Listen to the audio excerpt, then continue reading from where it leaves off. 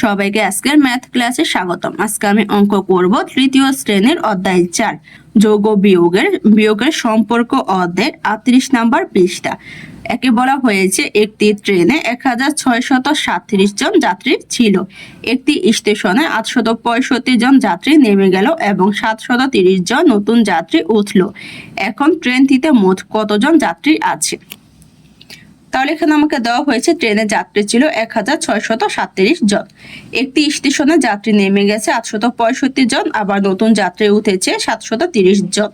আর বের করতে বলা হয়েছে এখন ট্রেনটিতে মোট কতজন যাত্রী আছে। মোট বলতে কি বোঝায়? যোগ। তাহলে এখানে আমাকে দেওয়া হয়েছে যাত্রী ছিল, যাত্রী নেমে গিয়েছে, আবার উঠেছে। তাহলে কি করব? আমার যে ট্রেনে যাত্রী ছিল যাত্রী সংখ্যার সাথে আমার যে ট্রেনের থেকে যাত্রী নেমে গেছে যাত্রী সংখ্যা আমি বিয়োগ দিব।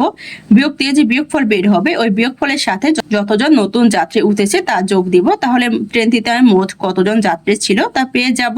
একদম লিখে ফেলেছি ট্রেনের যাত্রী ছিল 1637 জন। তারপর লিখে ফেলেছি যাত্রী নেমে গেল 865 জন। এখন আমি কি করব? আমার যে ট্রেনে যাত্রী ছিল এই যাত্রী থেকে যতজন যাত্রী নেমে গেছে তা বিয়োগ দিব। বিয়োগ দিলে কি বের হয়ে যাবে? অবশিষ্ট কতজন যাত্রী ট্রেনে আছে। তাহলে এখানে কি হবে? আমার বিয়োগ চিহ্ন। এখন আমি কি করব? 1637 থেকে 865 বিয়োগ দিব। তাহলে বিয়োগের সময় আমি এককের গড় থেকে শুরু করব। এককের গড়ে হচ্ছে কত? 7 আর 5। তাহলে 7 থেকে 5 বিয়োগ দেব। তাহলে 7 থেকে 5 বিয়োগ দিলে কত হবে? আমার বিয়োগফল 2। তারপর হচ্ছে আমার দশকের গড়। দশকের গড় হচ্ছে 3 আর 6। যখন আমার বিয়োগের ক্ষেত্রে উপরের সংখ্যা ছোট হবে তখন কি করতে হবে? 10 যোগ করতে হবে।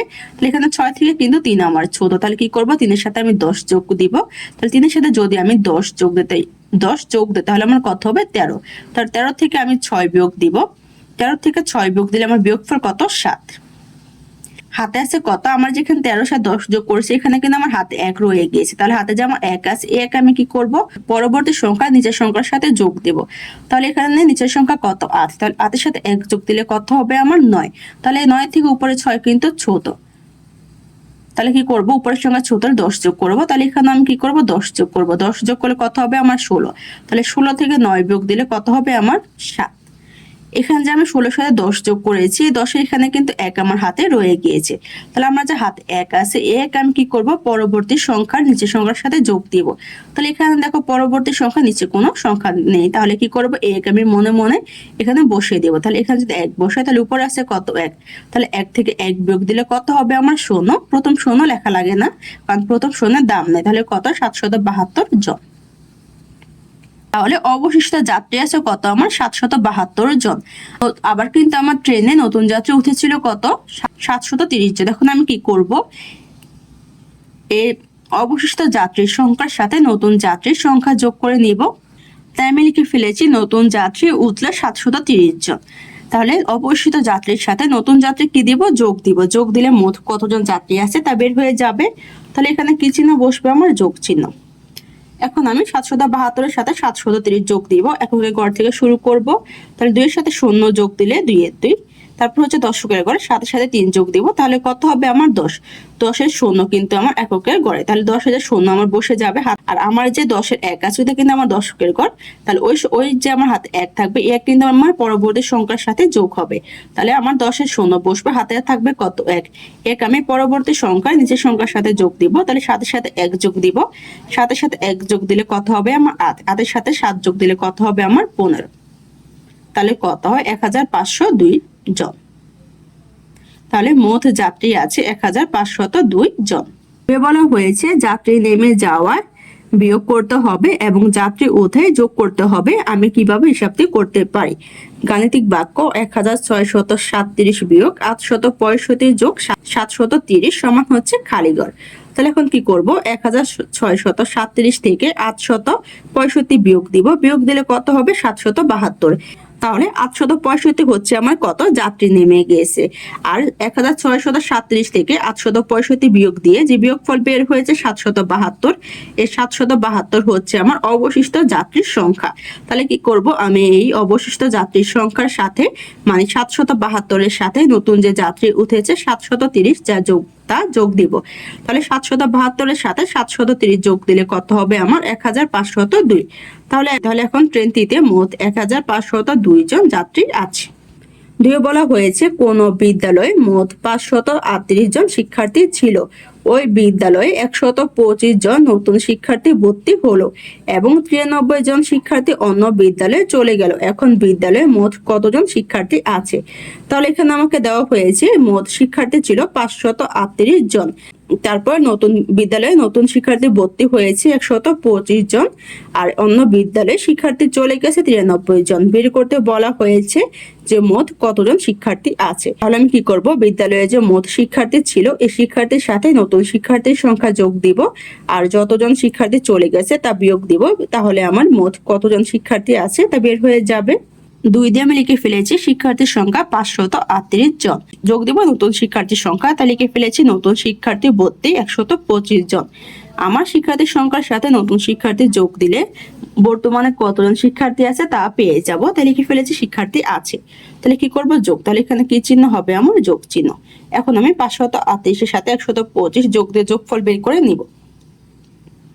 তাহলে এককের ঘর থেকে শুরু করব। এককের ঘরে হচ্ছে 8 আর 5, তাহলে 8 এর সাথে 5 যোগ দিলে কত হবে, আমার 13। 13 3 হচ্ছে আমার এককের ঘরে, আর 13 যে 1 আছে 1 কিন্তু আমার দশকের ঘরে। তাহলে কি করব, 1 আমি দশকের ঘরের সাথে যোগ দিব। তাহলে দশকের ঘরে নিচের সংখ্যা হচ্ছে কত, 2। 2 এর সাথে 1 যোগ দিব, তাহলে কত হবে 3। 3 এর সাথে 3 যোগ দিলে কত হবে, আমার 6। তারপর হচ্ছে 5 আর 1, তাহলে 5 এর সাথে 1 যোগ দিব, তাহলে কত হবে 6। তাহলে কত হয়, 663 জন। তাহলে এখন শিক্ষার্থী আছে কত, আমার 663 জন। এখন কি করব, আমি এই শিক্ষার্থীর সংখ্যা থেকে কতজন শিক্ষার্থী চলে গেছে সেই সংখ্যা বিয়োগ দিব। বিয়োগ দিলে আমার মোট শিক্ষার্থীর সংখ্যা বের হয়ে যাবে। তাই আমি লিখে ফেলেছি শিক্ষার্থী চলে গেল 93 জন। এখন কি করব, আমি শিক্ষার্থীর সংখ্যা থেকে শিক্ষার্থী যে চলে গেছে বিয়োগ দিব। বিয়োগ দিলে মোট কতজন শিক্ষার্থী আছে তা পেয়ে যাব। তাহলে এখানে কি হবে, আমার বিয়োগ চিহ্ন। এখানে কিন্তু মোট বলতে যোগ বোঝায়, তোমরা কিন্তু এখানে মোট বলতে গেলে এখানে আমরা যোগ দিয়ে বসে থাকবে না, কারণ এখানে আমাকে বলাই হয়েছে যে শিক্ষার্থী চলে গেছে। শিক্ষার্থী চলে গেলে কিন্তু আমার সংখ্যা কমে, বাড়ে না।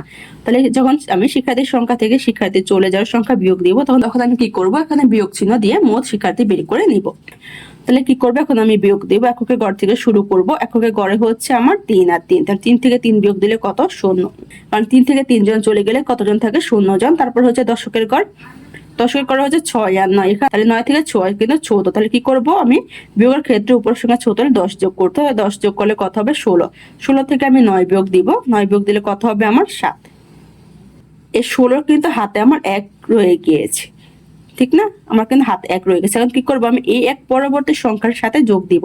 তাহলে পরবর্তী সংখ্যা নিচের সংখ্যার সাথে কি করব, যোগ দিব। এখানে কিন্তু আমার কোনো কিছু নেই, মানে কোনো সংখ্যা নেই। তাহলে কি করব, এখানে আমি মনে মনে হাতে যে 1 থাকবে 1 বসিয়ে দিব। তাহলে 6 থেকে 1 বিয়োগ দিলে কত হবে, আমার 5। তাহলে কত হয়, 570 জন। তাহলে মোট শিক্ষার্থী আছে আমার 570 জন। এর উত্তর বের করা শেষ। বইয়ে দেখো বলা হয়েছে এখানে নতুন শিক্ষার্থী ভর্তি যোগ করতে হবে এবং শিক্ষার্থী অন্য বিদ্যালয়ে চলে যাওয়া বিয়োগ করতে হবে। তাহলে নিচে দেওয়া হয়েছে শিক্ষার্থীর সংখ্যা 538 জন, নতুন শিক্ষার্থী ভর্তি যোগ হচ্ছে 125 জন। তাহলে 538 এর সাথে 125 যোগ দিব। যোগ দিলে আমার কত বের হবে, 663। এখন কি করব, 663 থেকে শিক্ষার্থী চলে গেছে কতজন, 93 জন, তা বিয়োগ দিব।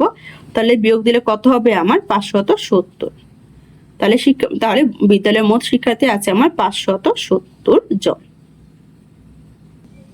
তারপর 39 নাম্বার পৃষ্ঠায় বলা হয়েছে খালিঘর পূরণ করে রেজার 65টি মার্বেল ছিল, তার বাবা তাকে আরো 48টি মার্বেল দিল। এখন রেজার কাছে মার্বেল হলো খালিঘর টি। তাহলে এখানে বলা হয়েছে যে রেজার কাছে মার্বেল ছিল কয়টি, 65টি, তার বাবা তাকে মার্বেল দিয়েছে 48টি। এখন রেজার কাছে কয়টি মার্বেল হয়েছে তা বের করতে হবে। তাহলে এখন আমি কি করব, রেজার মার্বেলের সাথে তার বাবা যে মার্বেল দিয়েছে মার্বেলের সংখ্যা যোগ দিব। যোগ দিলে রেজার মোট কয়টি মার্বেল আছে তা পেয়ে যাব। 2 দিয়ে আমি লিখে ফেলেছি রেজার মার্বেল ছিল 65টি, তার বাবা দিল 48টি। আমি বের করে নেব যে রেজার কাছে কয়টি মার্বেল আছে। তাহলে রেজার কাছে মার্বেল আছে, মার্বেলের সংখ্যার সাথে তার বাবা যে মার্বেল দিয়েছে এই সংখ্যা আমি যোগ দিব। যোগ দিলে তার কাছে মোট কয়টি মার্বেল আছে তা বের হয়ে যাবে। তাহলে এখানে কি চিহ্ন বসবে, যোগ চিহ্ন। এখন আমি কি করব, এককের ঘর থেকে শুরু করব। তাহলে 5 এর সাথে আমি 8 যোগ দিব। 5 এর সাথে 8 যোগ দিলে কত হবে, 13। 13 3 কিন্তু আমার বসবে, কারণ হচ্ছে এখানে যে 13 3 কিন্তু আমার এককের ঘরে, আর এখানে যে 1 কিন্তু আমার দশকের ঘরে। তাহলে দশকের ঘরের সংখ্যা আমার দশকের ঘরের সাথে বসবে। তাহলে এককের ঘরে কত, 3, তাহলে এখানে 3 বসবে। আর এখানে যে আমার দশকের ঘরে 1 আছে, 1 আমি দশকের ঘরে পরবর্তী সংখ্যা নিচে সংখ্যার সাথে যোগ দিব। তাহলে নিচে আমার কত আছে 4, 4 এর সাথে 1 যোগ দিলে কত হবে 5, 5 এর সাথে 6 যোগ দিব, তাহলে কত হবে আমার 11। তাহলে কত হয় 113টি। তাহলে রেজার মার্বেল আছে কত 113টি। তাহলে বইয়ে আমি কি করবো, এখন খালি ঘরে মানগুলো বসাবো। তাহলে বইয়ে দেওয়া আছে খালি ঘরে যোগ খালি ঘর সমান খালি ঘর। তাহলে এখানে কত বসবে, রেজের মার্বেল আছে কয়টি 65টি। তাহলে 65টির সাথে আমি রেজের বাবা যে দিয়েছে 48টি তার যোগ দিব। তাহলে লিখে ফেলবো 65 যোগ 48। 65টির সাথে 48 যোগ দিলে আমার যোগফল কত হবে 113। তাহলে রেজের মোট মার্বেল আছে কত 113টি। তাহলে এখানে কত হবে আমার 113টি। তারপরে বলা হয়েছে বন্ধুর সঙ্গে খেলতে গিয়ে রেজার 17টি মার্বেল হারিয়ে গেল, রেজার কাছে মার্বেল রইল 10টি। তাহলে রেজার কাছে প্রথমে মার্বেল ছিল কত 113টি। এই 113টি থেকে বন্ধুর সাথে খেলতে গিয়ে হারিয়ে ফেলেছে কত 17টি। তাহলে কি করব 113 থেকে 17 বিয়োগ দিব, বিয়োগ দিলে রেজার কাছে কয়টি মার্বেল আছে তা পেয়ে যাব। আমি লিখে ফেলেছি হারিয়ে গেল 17টি। তাহলে কি করব, মোট মার্বেল থেকে 17টি হারিয়ে গেছে তা বিয়োগ দিব, বিয়োগ দিলে অবশিষ্ট কয়টি মার্বেল আছে তা পেয়ে যাব। তাহলে এখানে অবশিষ্ট বলতে কি বোঝায়, বিয়োগ। তাহলে কি করবো 113 থেকে 17 বিয়োগ দিব। তাহলে এককের ঘর থেকে শুরু করব। প্রথম আছে কত 3 আর 7। তাহলে উপর 7 থেকে দেখো 3 ছোট, যখন আমার বিয়োগের ক্ষেত্রে উপরের সংখ্যা ছোট হবে তখন কি করব 10 যোগ করব। 3 এর সাথে 10 যোগ করলে কত হবে 13 করব। 13 থেকে আমি 7 বিয়োগ দিব, তাহলে কত হবে আমার 6। এই 6 কিন্তু আমার এককের ঘরে, আর এখানে 13 এখানে দশকের ঘরে আমার এক রয়ে গিয়েছে, এক কিন্তু আমার থেকে যাবে। কি করব আমি পরবর্তী দশকের ঘরে নিচের সংখ্যার সাথে যোগ দিব। তাহলে এখন কি করব, হাতে যে আমার 1 রয়ে গেছে, আমি এখানে দশকের ঘরে 1 এর সাথে যোগ দিব। তাহলে 1 এর সাথে 1 যোগ দিলে কত হবে 2। তাহলে উপর আছে কত 1, তাহলে 2 থেকে আমার 1 ছোট, তাহলে কি করব এখানে 1 এর সাথে আমি 10 যোগ দিব। তাহলে 10 যোগ দিলে কত হবে আমার 11। এখানে আমি কি করব 11 থেকে 2 বিয়োগ দিব। তাহলে 11 থেকে 2 বিয়োগ দিলে কত হয় আমার 9। তাহলে এখানে কত বসবে আমার 9।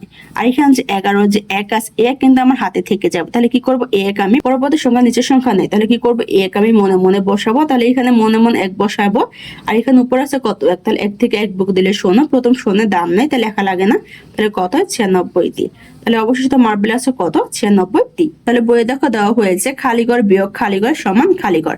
তাহলে এখানে মোট মার্বেল বের করেছিলাম আমি কত 113। তাহলে কি ফেলবে 113 বিয়োগ হচ্ছে 17, কারণ আমার 17টি মার্বেল হারিয়ে গিয়েছে। তাহলে 113 থেকে 17 বিয়োগ দিলে আমার কত হয় 96। তাহলে তার কাছে এখন মার্বেল আছে কত 96। তাহলে এখানে হবে কত আমার 96টি। তাহলে এখানে দেখো 3 দেওয়া হয়েছে, খালি করে ঠিক মতো সংখ্যা লিখে 2টি করে সমস্যা তৈরি করে একটি করে দেখানো হলো। এখানে দেওয়া হয়েছে 14 যোগ 10। তাহলে কি করবো এখানে 14 সাথে 10 যোগ করবো, মানে এমন সমস্যা তৈরি করব যে সমস্যা আমি 14 সাথে 10 যোগ করতে হবে। তাহলে এখানে দেওয়া হয়েছে 1 ক, লিমুর 14টি কলম ছিল, তার মা তাকে আরো 10টি কলম দিল, লিমুর মোট কতটি কলম হলো। তাহলে এখানে লিমুর কলম ছিল কত 14টি, তার মা দিয়েছে কত 10টি। তাহলে এখানে তার মা তাকে আরো কিন্তু দিয়েছে, তার মানে এখানে 14 সাথে 10 যোগ হবে। তাহলে 14 সাথে 10 যোগ করলে কত হবে আমার 24। তারপর দেওয়া হয়েছে 29 বিয়োগ 5, তার মানে 29 থেকে আমি 5 বিয়োগ দিব। এমন একটা সমস্যা তৈরি করব যেখানে আমার 29 থেকে 5 বিয়োগ দিতে হবে। এখানে খতে দেওয়া হয়েছে রাজুর 29টি বেলুন ছিল, সে তার বোনকে 5টি বেলুন দিয়ে দিল, এখন কতটি বেলুন আছে। তাহলে কি বলা হয়েছে, রাজুর বেলুন ছিল 29টি, তার বোনকে সে দিয়ে দিয়েছে, মানে তার থেকে চলে গিয়েছে। কয়টি দিয়েছে 5টি। তার 29 থেকে 5 বিয়োগ দিলে কত হয় আমার 24। তাহলে এইভাবে আমাকে নিচে খালিঘর দেওয়া হয়েছে, বলা হয়েছে সমস্যা তৈরি করার জন্য। এখানে তোমরা তোমাদের ইচ্ছে মতো সমস্যা তৈরি করে নিতে পারো, সমস্যা নেই। এখানে তোমরা যত ইচ্ছা সংখ্যা ধরে নিতে পারো, 1 2 3 4 5 6 করে যত ইচ্ছে তোমাদের মন মতো সংখ্যা ধরে নিলে হবে। প্রথম দেওয়া আছে কত যোগ আর বিয়োগ। যোগ আর বিয়োগের যত সংখ্যা ধরো না কেন ওই সংখ্যার কিন্তু উত্তর আমার একই রকম হতে হবে। উত্তর একই রকম রেখে তোমরা এখানে যোগ আর বিয়োগের ক্ষেত্রে যে সংখ্যা ধরো না কেন চলবে, তাহলে ওই সংখ্যা অনুযায়ী এখানে প্রশ্ন তৈরি করে নিবে। আজকের ক্লাসটি এখানে শেষ। সবাইকে দেখার জন্য ধন্যবাদ। যদি আমার ক্লাসটি তোমাদের কাছে ভালো লেগে থাকে একটা সাবস্ক্রাইব করে দিও। ধন্যবাদ।